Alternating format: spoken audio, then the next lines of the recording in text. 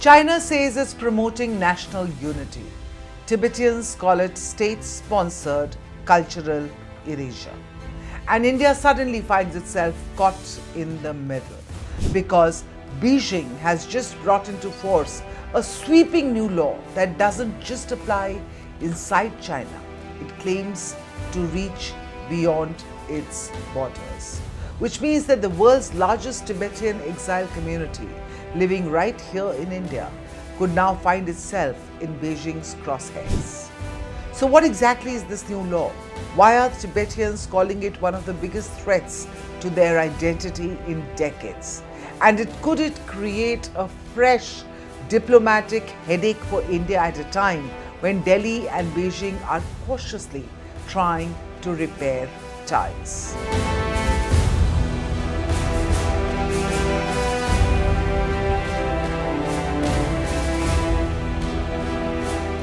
On 1st of July, China enforced what's officially called the Ethnic Unity and Progress Law. Sounds harmless enough, but it is not. According to Beijing, the law is meant to strengthen national cohesion among China's 56 officially recognized ethnic groups and promote shared prosperity. But critics say that's not what it really does. Instead, they argue that the law legally cements something that China has already been doing for years, which is pushing ethnic minorities like Tibetans and Uyghurs to abandon their distinct identities and embrace a single identity, which is defined by the Communist Party. The message is simple: you can be Tibetan, you can be Uyghur, but only if that identity comes second to being politically and culturally Chinese. And this is not just symbolic. The law reaches into schools, government offices, neighborhoods, family life, and even outside China's borders.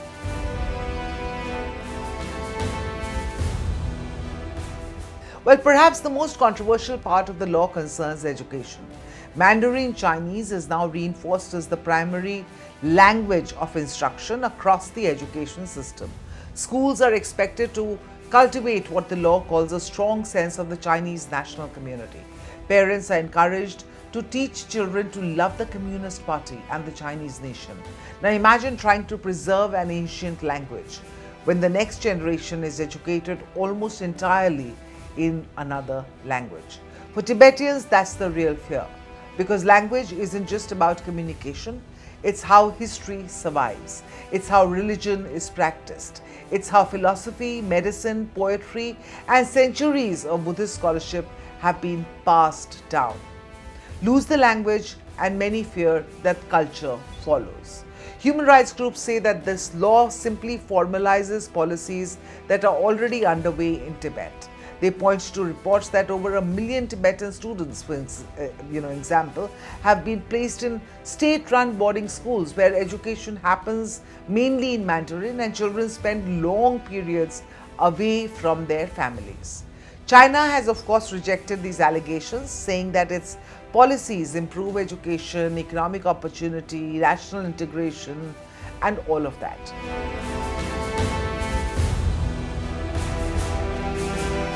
Now here's where this story stops just being China's internal affair, because the law contains an extraordinary provision. It allows Chinese authorities to pursue legal responsibility against people outside China if they are accused of undermining ethnic unity.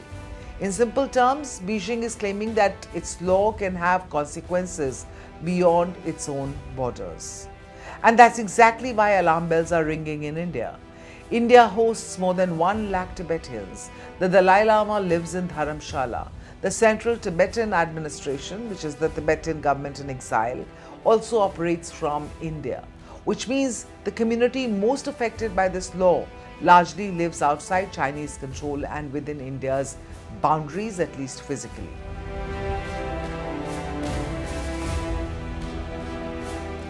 The reaction from Dharamsala was of course immediate.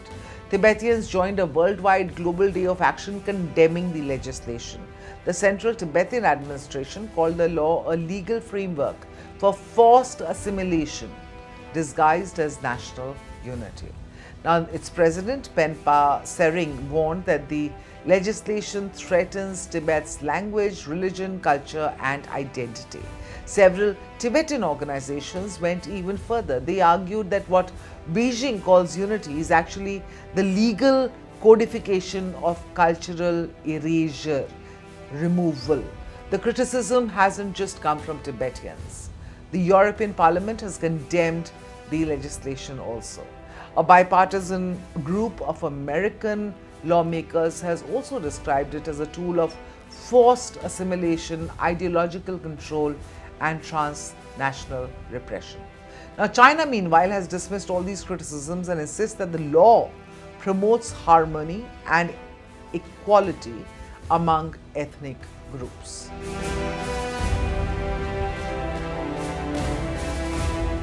This debate comes at a particularly sensitive moment. India and China are slowly trying to stabilize relations after years of border tensions. But Tibet remains perhaps the most sensitive issue between the two countries, and that sensitivity is only growing. And at the center of it is one man, the Dalai Lama. At 90, the question of who succeeds the Dalai Lama has become one of Asia's biggest geopolitical flashpoints. China insists only Beijing has the authority to approve the next Dalai Lama. The Dalai Lama himself has rejected that claim, saying only the Tibetan Buddhist tradition has the authority to decide his reincarnation. The Chinese embassy has already warned India against allowing activities related to Tibetan independence or interfering in the succession process of the Dalai Lama. The message is unmistakable: stay away from Tibet or risk damaging bilateral ties.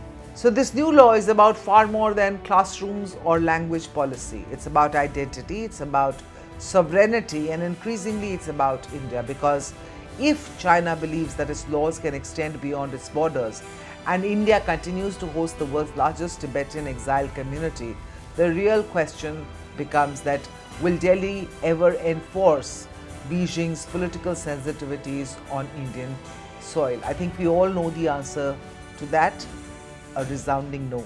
And that may well become the next big test in one of Asia's most complicated relationships. This is Times Access, where global stories meet India's perspective. Click on the bell icon to subscribe, because the next big global shift will have India at its center.